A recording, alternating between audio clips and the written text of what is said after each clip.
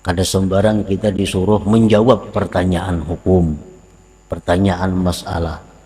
Kita pandang juga orang yang bertanya ini, apakah memang dia pantas, apakah memang dia patut untuk mengetahui itu atau belum patut. Nah, bila belum patut kada perlu dijawab, bila belum patut kada perlu diajari.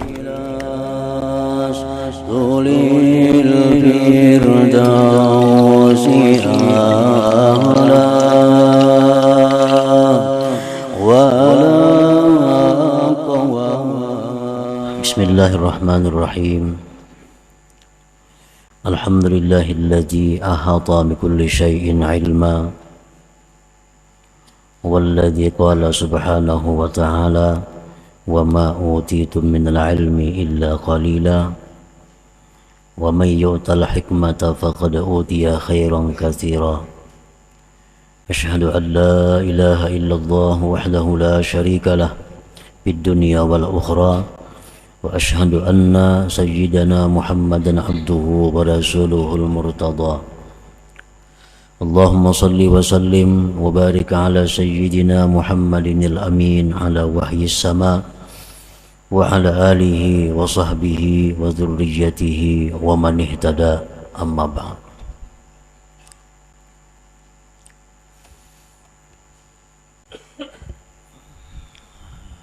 Yang kita hormati dan yang kita cintai para habaib dan para alim ulama, para muhibbin, hadirin hadirat rahimakumullah. Alhamdulillah, puji syukur kita haturkan kehadirat Allah yang selalu mencurahkan kebaikan kepada kita. Salawat dan salam kepada junjungan kita Nabi besar Muhammad sallallahu alaihi wasallam dan kepada seluruh keluarga, para sahabat, zurriyat dan pengikut beliau sampai hari akhir. Para muhibbin rahimakumullah, al-hikmatu tsaminatu wasittun minal hikamil ataiyah, qala al-imam Ahmad ibnu Athaillah Sakandari rahimahullah wa nafa'ana bi'ulumih. Hikmah yang ke-68 dari Al-Hikam, berkata Imam Ahmad ibnu Athaillah As-Sakandari rahimahullah nafa'ana bi'ulumih. Man ra'aitahu mujiban an kulli ma yus'al wa mu'abbiran an kulli ma syahid wa dzakiran li kulli ma alim fastadilla bihi ala wujudi jahlih. Yang artinya, barang siapa yang kamu lihat akan dia menjawab dari tiap-tiap yang ditanyakan dan mengibaratkan dari tiap-tiap yang dia saksikan dan menyebut bagi tiap-tiap yang dia ketahui, maka jadikanlah itu dalil atas adanya kebodohan orang tersebut.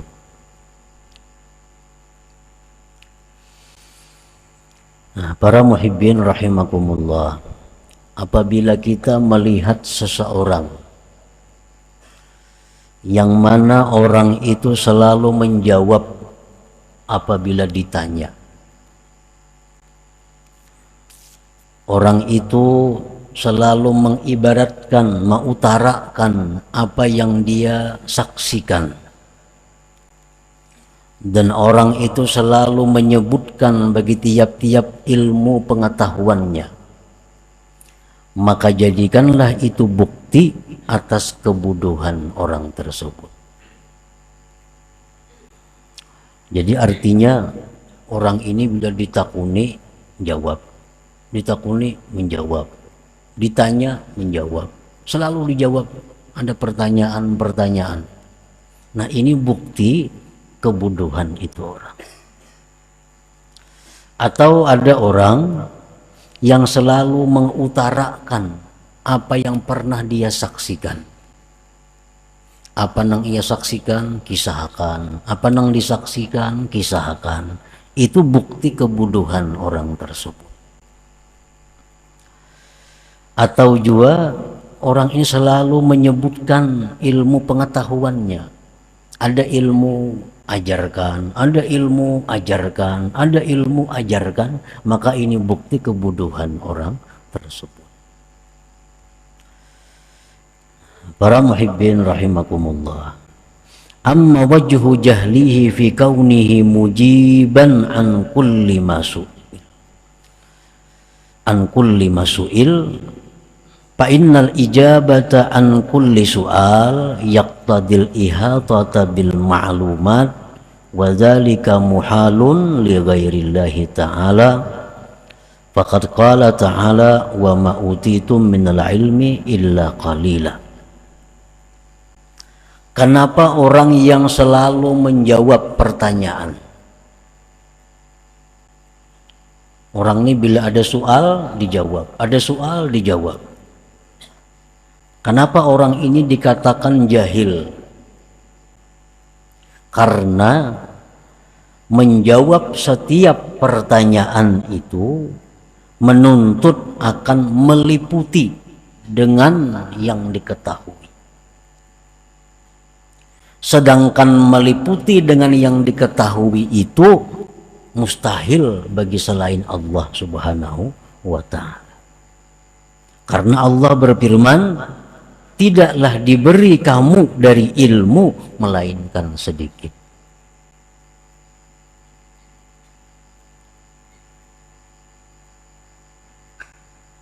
Nah, pertama itu alasannya.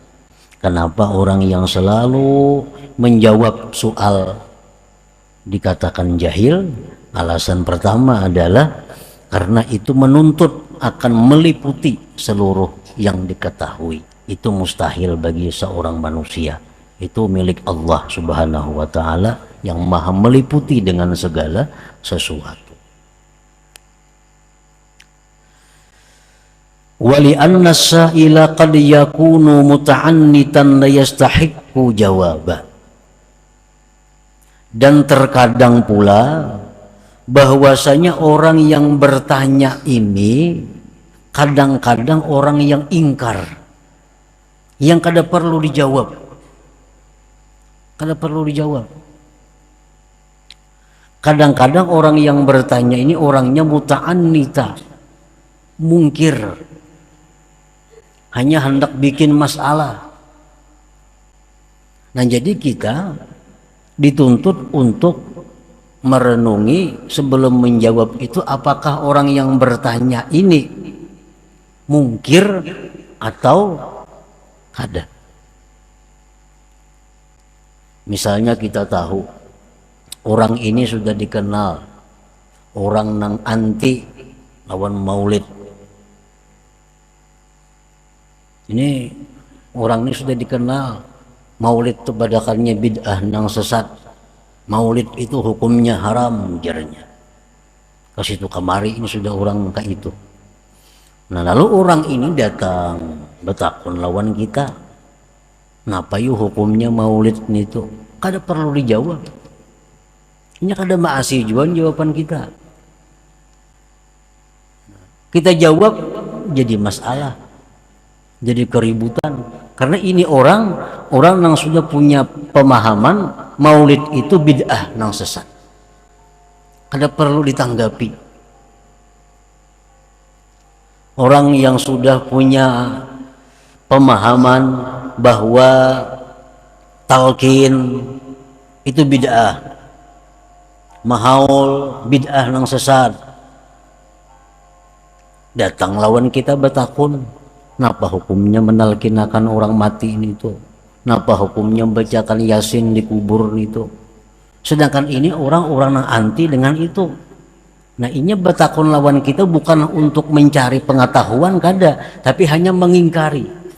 Nah, muta'annita. Nah, kalau orang-orang seperti ini datang kepada kita bertanya, bertakun, kada perlu ditanggapi, karena ini kada berhak untuk dijawab, kada perlu dijawab. Nah, hendak menjawab juga jawab dengan la adri jawabannya. Apa jarnya hukumnya maulid tuh la adri? Apa artinya? Aku kada tahu. Bukan kada tahu hukumnya, kada tahu ikam ini pintar kah kada kah? Nah, itu maksudnya la adri. Imam Malik radhiyallahu an, beliau didatangi seseorang, orang itu bertanya kepada Imam Malik 32 masalah, 32 soal ditakunakan lawan Imam Malik. Sidin jawab 3, sisanya 29 Sidin jawab dengan la adri. Kau kada tahu, kau kada tahu, kau kada tahu, aku kada tahu. 29 soal dijawab dengan tidak tahu. Hanya 3 Sidin jawab. Ini bukti orang alim, bukti orang yang arif, kada selalu menjawab apa yang ditanyakan orang.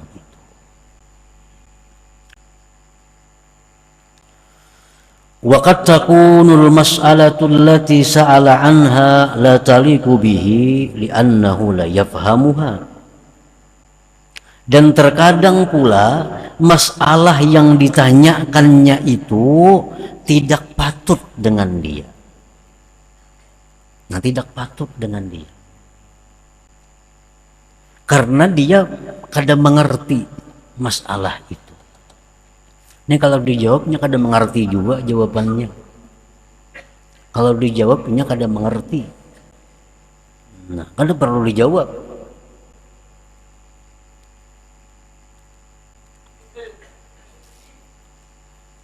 Nah, jadi apabila kita menjawab selalu pertanyaan orang, itu bukti bahwa kita jahil. Jadi soal-soal orang, pertanyaan-pertanyaan orang itu dipilih-pilih. Misalnya orang bertanya 5 soal, ini yang patut dijawab sekian, yang patut kada dijawab sekian. Atau ada orang yang bertanya kepada kita, ada orang yang bertakun lawan kita, oh ini orangnya kada mengerti juga, mau dijelaskan, kada usah dijawab, kada perlu dijawab. Qala Nabi sallallahu alaihi wasallam, Rasulullah bersabda, la tu'tul hikmata ghaira ahliha fatazlimuha wa la tamna'uha ahlaha fatazlimuhum. Ujar Nabi kita, artinya jangan kau berikan ilmu itu kepada yang bukan ahlinya, maka engkau menzalim kepada ilmu itu. Dan jangan kamu tegah ilmu kepada orang yang memang ahlinya, maka engkau kalau tidak memberikan ilmu kepada ahlinya, maka engkau menzalim kepada mereka itu.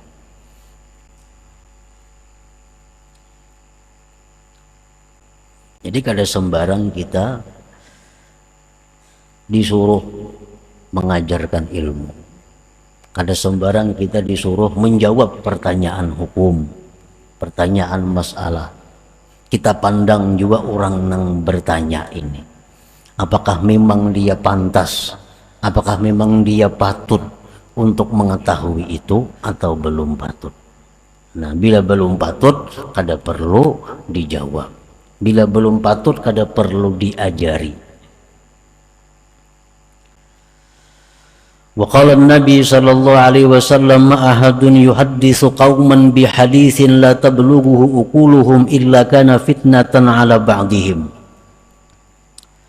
Ujar Nabi lagi, tidak ada seseorang yang menceritakan, mengajarkan kepada satu kaum, kepada satu umat dengan satu hadis, satu ilmu yang tidak sampai kepada ilmu itu akal mereka, melainkan itu menjadi fitnah atas sebagian mereka. Ujar Nabi, jangan mengajarkan ilmu kepada orang-orang yang belum sampai akal mereka kepada ilmu itu. Kalau kau ajarkan kepada mereka, itu akan menjadi fitnah. Akan menjadi fitnah.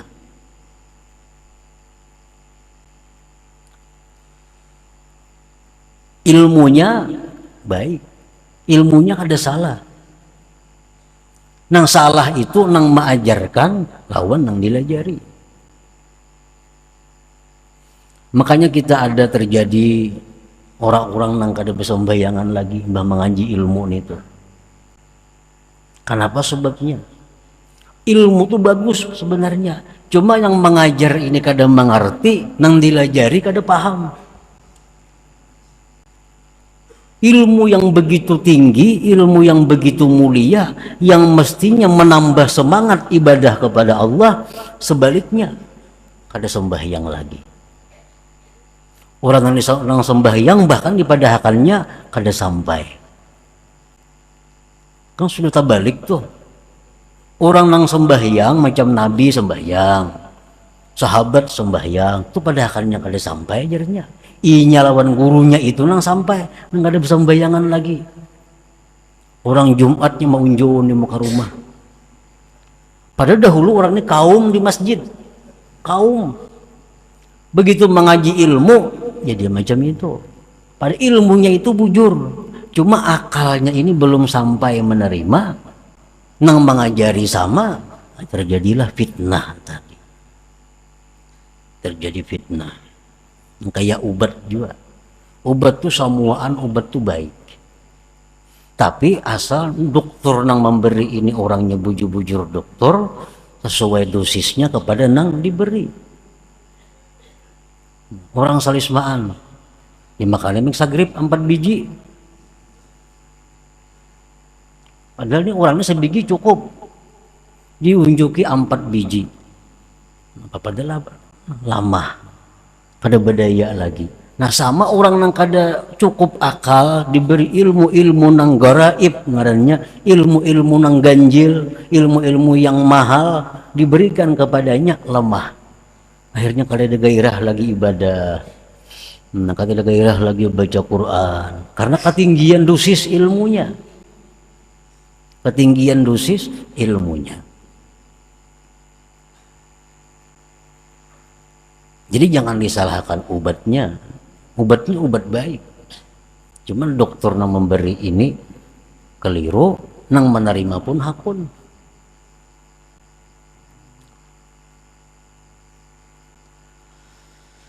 Wa qala Asy-Sya'bi radhiyallahu anhu la tamna'ul ilma ahlah fata'thamu wa la tuhadditsu ghaira ahli fata'thamu. Jangan kamu cegah ilmu itu kepada orang yang berhak, maka engkau berdosa.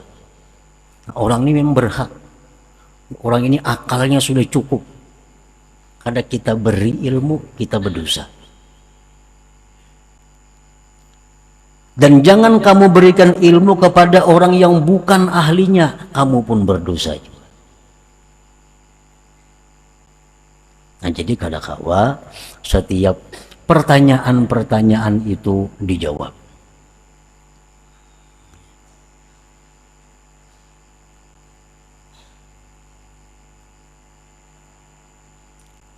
Ada di dalam Al-Quran, baik di dalam hadis Rasulullah Sallallahu Alaihi Wasallam, ada hal-hal yang baik kada tahu pada tahu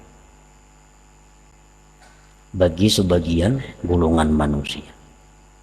Baik kada tahu pada tahu. Nah karena bila tahu inya akalnya kada cukup, ilmunya bahan-bahannya kada cukup, lalu jadi fitnah kepada dirinya. Padahal semua ilmu-ilmu agama itu, baik ilmu rendah, ilmu sedang, ilmu tinggi, semuaan ilmu itu intinya adalah menggairahkan seseorang dengan Allah melalui ibadah-ibadah jasmani dan ibadah-ibadah ruhani. Kalau ada ilmu yang membuat kita lemah semangat beribadah, itu ilmu yang salah pemahamannya. Ini ilmu bukan ilmu kita. Kita bisa baca buku, Tong baca buku asak jadi kulir sembahyang, jadi kulir menuntut ilmu. Nah berarti kita ini belum cukup akal kita untuk memaham ilmu itu. Karena setiap ilmu itu intinya adalah mendorong semangat, menambah gairah, mendekatkan diri kepada Allah, baik jasmani atau rohani kita. Rohani dan jasmani itu mesti sama. Kada mau berpisah, terpisah mati. Sama aja ilmu syariat, ilmu hakikat itu kada mau terpisah, kada mau terpisah. Kalau hendak bujur, syariat hakikat itu mesti digabung kedua-duanya. Syariat dilakukan oleh Nabi, hakikat pun dilakukan oleh Nabi. Nah kedua-duanya mesti seimbang dalam diri kita.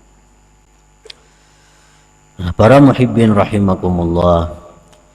Wa amma wajhu jahlihi fi kaunihi mu'abbiran an kulli ma syahid minal karamat wa ma wasala ilaihi minal maqamat lianna hadhihi al-umura azwaqun batiniyah wa asrarun rabbaniyah la yafhamuha illa arbabuha wa ahluha fata'biruha lil umum takhfifun biqadariha wa naqsun fil ikhlas wa tamkinun lidukhulir riya fahalaka ma'al halikin. Kenapa orang yang selalu mengutarakan apa yang dia saksikan, orang yang mengutarakan apa yang dia saksikan itu dikatakan jahil? Karena apa yang dia saksikan daripada karamat-karamat itu adalah merupakan rasa-rasa batiniah, rahasia-rahasia ketuhanan yang kada dimengerti oleh orang yang belum sampai ke sana.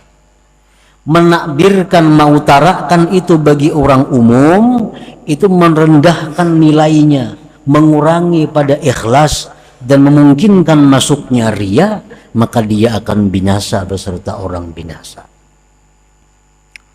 Umpamanya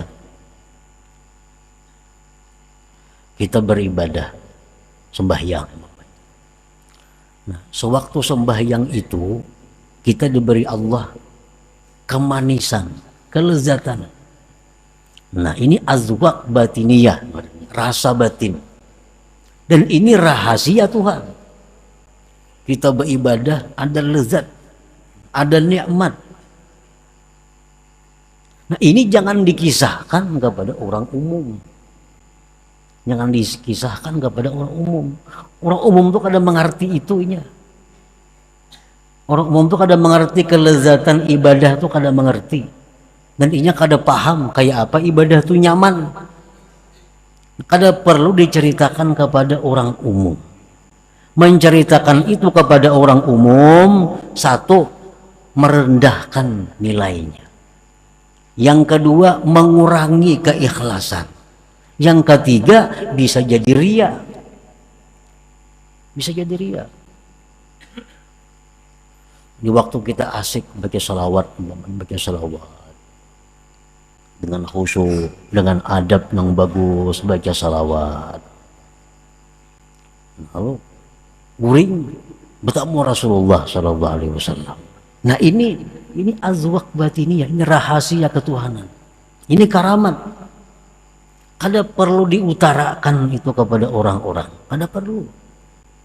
Dapat Lailatul Qadar, kada perlu dikisahkan. Ini karamat. Kita kisahkan, kita bertamu Rasulullah, kita bertamu ini kepada orang-orang yang bukan berhak mengetahui itu. Nah, itu menurunkan nilainya. Lain kita lawan guru kita. Nah, guru ulun ini bila mengamalkan ini asa ada kelezatan pokoknya. Nah pendapat pian kayak guru itu nanti lawan guru menceritakan itu ada jadi masalah. Atau kita ada hal-hal apa yang kita temui dalam ibadah kita, ada keistimewaan yang kita temui dalam menjalankan perintah Allah, kita ceritakan kepada guru kan jadi soal. Tapi kalau kita ceritakan kepada umum, nah ini yang bahaya. Ini yang menunjukkan kebodohannya.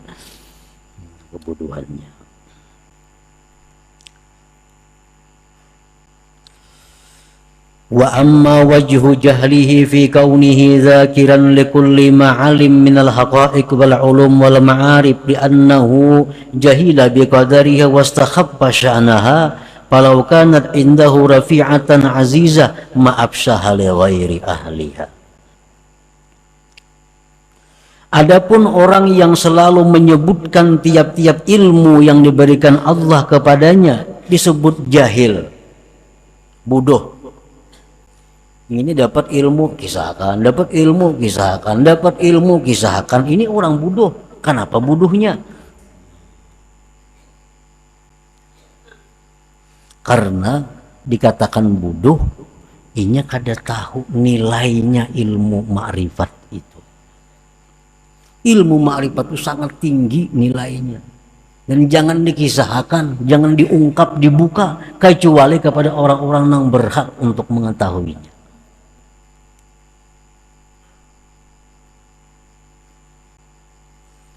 Orang umpamanya contohnya berjual permata, berjual batu, cincin.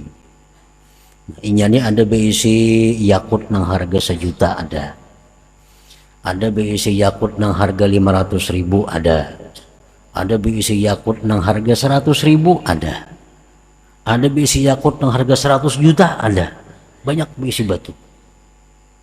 Datang orang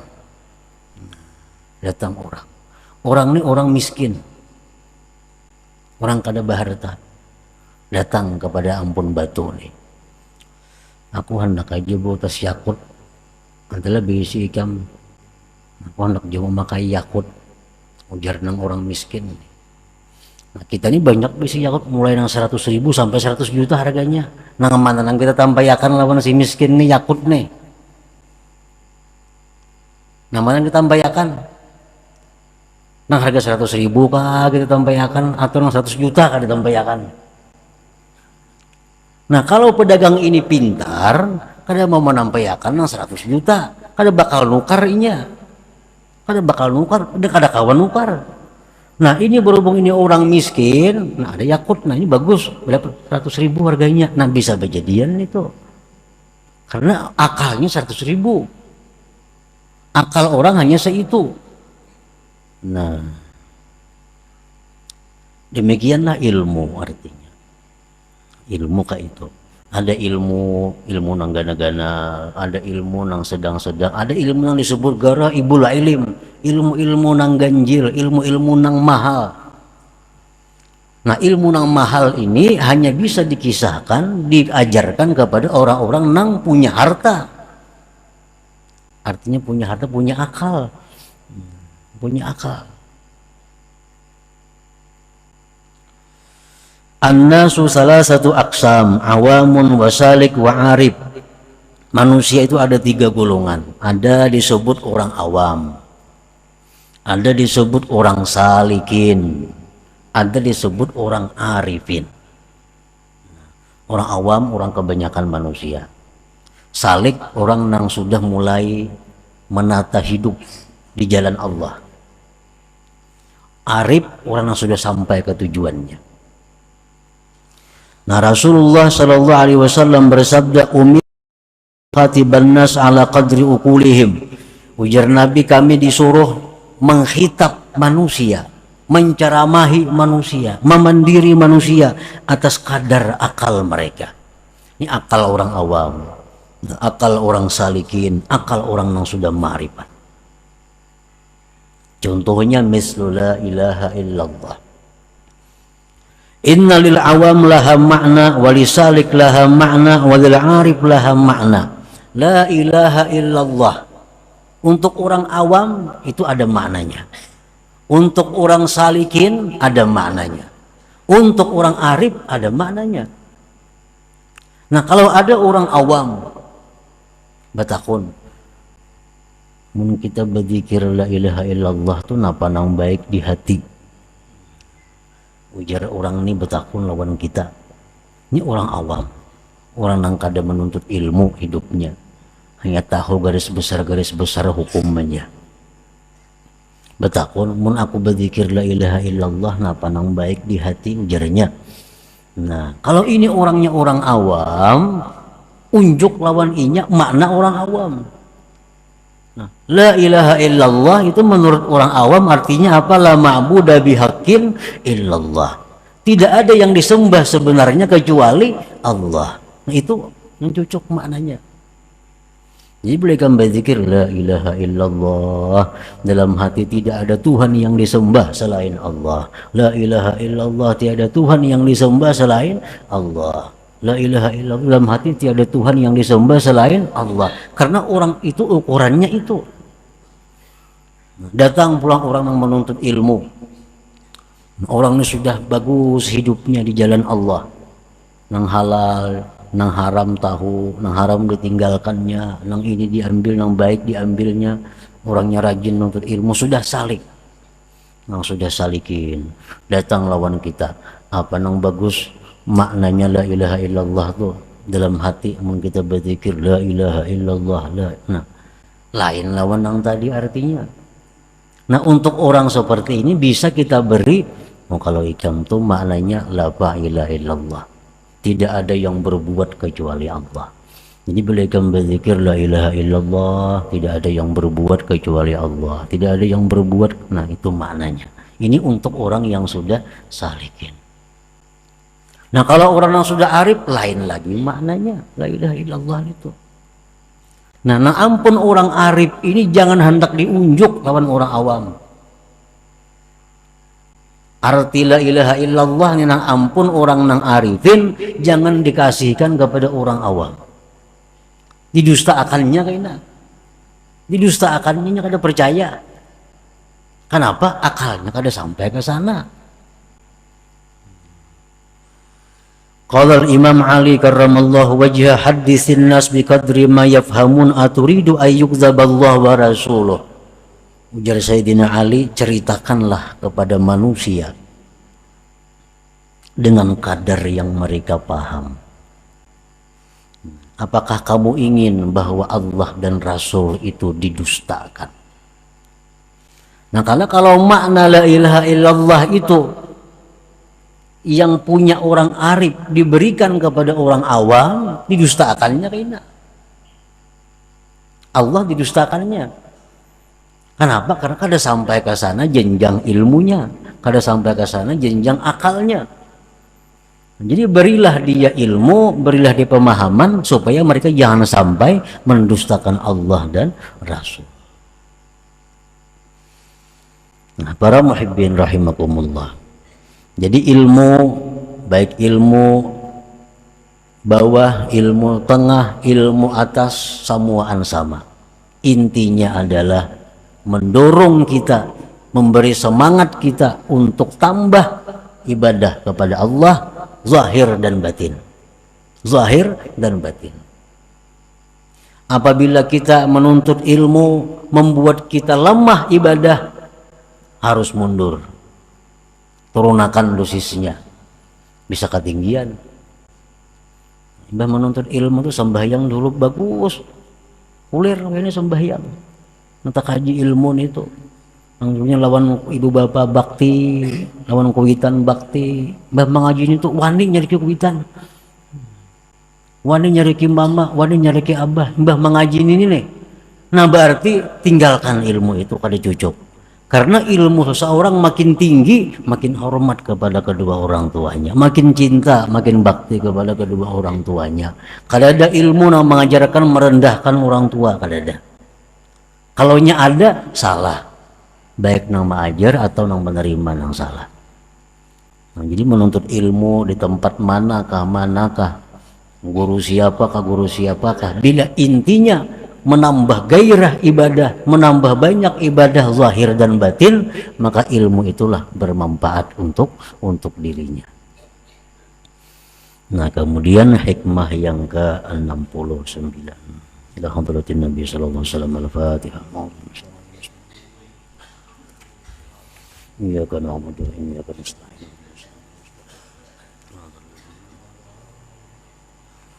يا الله بها يا الله بها يا الله بحسن الخاتمة يا الله بها يا الله بها يا الله بحسن الخاتمة يا الله بها يا الله بها يا الله بحسن الخاتمة فيا أيها الرجل منه شفاعة صلوا عليه وسلموا تسليما اللهم صل وسلم